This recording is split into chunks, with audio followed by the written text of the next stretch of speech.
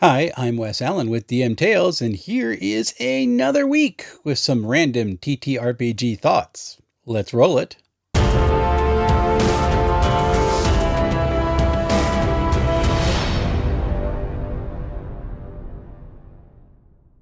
For my hobby lunch session last week, where we play Cypher System superheroes, I actually converted my Sentinel Comics RPG adventure over to Cypher System.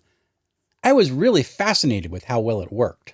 I have only made a few gridded maps over the last few months because I'm playing Theater of the Mind more and more. And I know that's not for everyone, and I know some people can't even really function Theater of the Mind, but I do appreciate how it drives people more to expanding the fiction than measuring squares. And if folks want a reference for a complex scene, well, we just lay out objects to give a basic representation, and it works pretty well. Last week, I made my first map inside Foundry VTT itself by using some of the forest assets I had purchased. I was stunned by how fun the process was, and it's easy to set things up like overhead tiles without having to export and import from other map programs over and over and over again for the different levels. Actually worked out really well. I still need to get folks together for my third playtest of my Sentinel Comics RPG adventure. The problem is everyone keeps getting sick. I really can't wait for this season to be over. I am wrestling with my review for The Path of Glory, the Dragonbane adventure. I don't want to give anything away to my players in case we run it, which I'm actually hoping to do, so it's going to be a balancing act.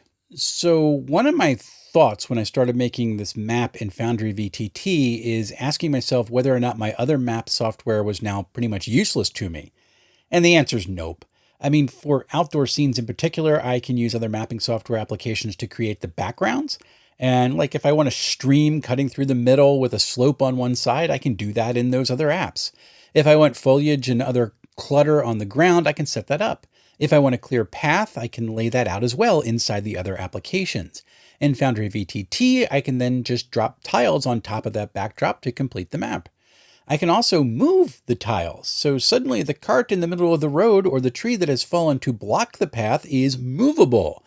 Now this is something I think Arkenforge is really great at, by the way, for its in-person VTT. The ability to manipulate objects inside a map is just wonderful. And yeah, I could do all of this with physical terrain in person. I would end up breaking it, so the virtual stuff really works out well for me. Here's your narrative writing assignment for the week. Give me a narrative description, not a stat block, a narrative description of a TTRPG creature which functions like a virus, has no charisma, and believes it's entitled to whatever it wants, and yet is also able to devour people while they watch. It seems appropriate to give this creature a musky scent for some inexplicable reason. Pick whatever genre you want. Come to ECCLESICON! It's going to be a blast! There are many distinct aspects to tabletop role-playing as a hobby, but one of the most important is probably agency. Now, there's a lot of debate about what agency is. Here's what it means to me. It means the character's choices impact the world around them. Now, that doesn't mean a character is going to succeed or that the changes will benefit them, just that their actions have meaning. Now, we are in a world where it feels like agency is being taken away more and more, particularly if you are a visible part of a vulnerable population. And so the fact that your choices actually do matter, that's a powerful reminder. Okay, everybody, go check out the Dirtbags Kickstarter because it is a neat little system put together by a really fun guy. So coming up, I've got quite a bit going on. Tomorrow evening, I'm going to be interviewing a couple folks from Chaosium talking about their 50th anniversary.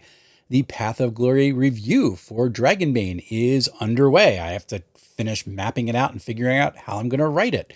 I also am working on a longer piece comparing two superhero systems and how they handle the feel of comic books that will go up on dmtales.com. So much cool stuff going on, and my review queue just keeps getting longer because I can't stop buying books. It's a lot of fun. Cannot wait to get to all of this, to work through it as fast as I can while doing justice to these wonderful pieces of art that people are sharing with me or that I am picking up through purchase. It is going to be a blast trying to do it. If you want to continue to support DM Tales, you can do that by doing the like, comment, subscribe, all the cool trifecta things that you can do on YouTube. If you really want to support us a little bit more directly, the us being me, just use the royal we, very strange, you can become a coffee contributor. It's not a lot a month, and the memberships really help me to fund stuff, to get like new equipment, to buy that game that I've been looking at to see what it's all about, and to back some Kickstarters to support some other projects. So if this is something you're interested in, I would love to have you. And until we see each other again, folks, happy playing, everyone.